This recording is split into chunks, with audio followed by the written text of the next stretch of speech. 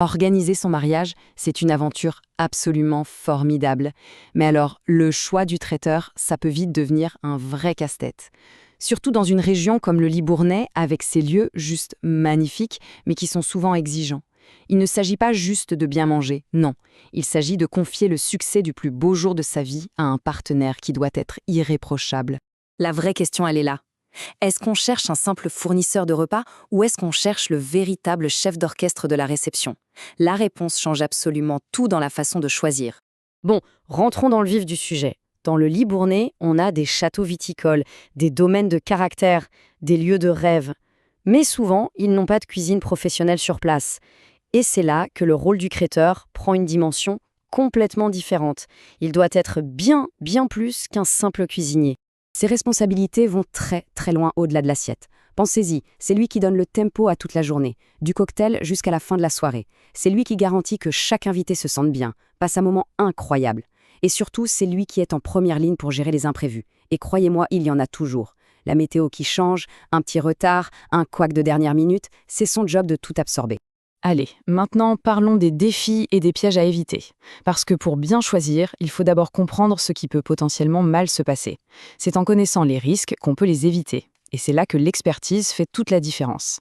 Et voilà le point crucial, souvent sous-estimé, la différence entre un traiteur spécialisé dans le mariage et un généraliste. Un mariage, c'est un marathon, pas un sprint. C'est une prestation longue, intense, chargée d'émotions. Ça demande une gestion en temps réel, une anticipation de tous les instants, qu'un traiteur habitué à des cocktails d'entreprise de 2 heures, il ne l'aura pas forcément.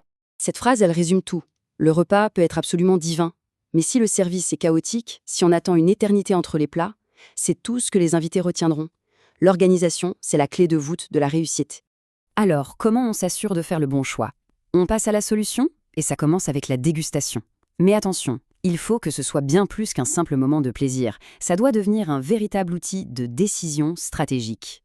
Il faut voir la dégustation comme une mission en 3 étapes.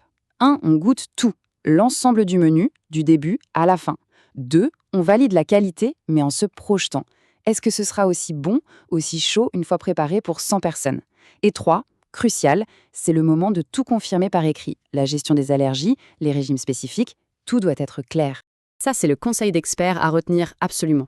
Une dégustation vitrine, c'est bien joli, mais ça ne suffit pas. Il faut avoir la garantie, l'assurance que la qualité sera identique le jour J à grande échelle.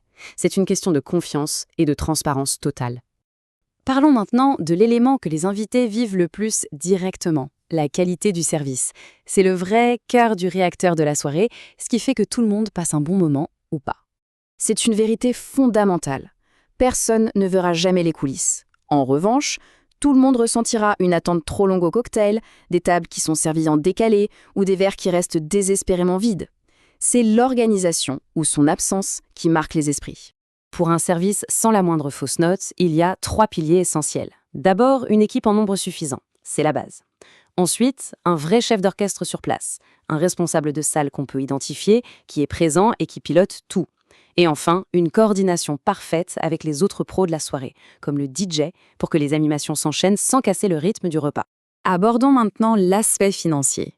Savoir lire un devis de traiteur, c'est une compétence cruciale pour éviter les coûts cachés, les malentendus et tout le stress qui va avec. La question est finalement assez simple.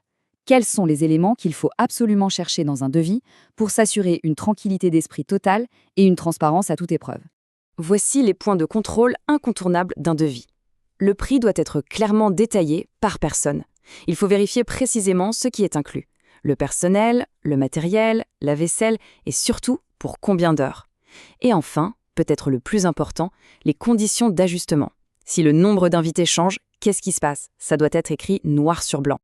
Pour conclure, on va récapituler les points les plus importants pour faire un choix vraiment serein et surtout pour éviter les erreurs les plus courantes. Voilà une liste très concrète des pièges à éviter. 1. Choisir le moins cher sans regarder les détails, c'est très risqué. 2. Ignorer les contraintes techniques du lieu, ça peut être catastrophique. 3. Se fier à des promesses orales. Une seule règle, tout doit être écrit. Et enfin 4. Penser que seul le menu compte, c'est oublier que le service, c'est au moins 50% de l'expérience globale. Et voici l'idée centrale à retenir. Un grand traiteur de mariage, ce n'est pas seulement celui qui propose une cuisine créative. C'est avant tout celui qui offre une organisation en béton armé, une logistique sans faille et des engagements clairs. La sécurité d'abord, la séduction, ça vient après. On termine avec cette pensée, car c'est ça l'objectif final. Un mariage est vraiment réussi quand toute l'organisation devient invisible, quand les mariés et leurs invités n'ont plus qu'une seule chose à faire, profiter pleinement de l'instant, des rires et des émotions. C'est ça la vraie mesure du succès.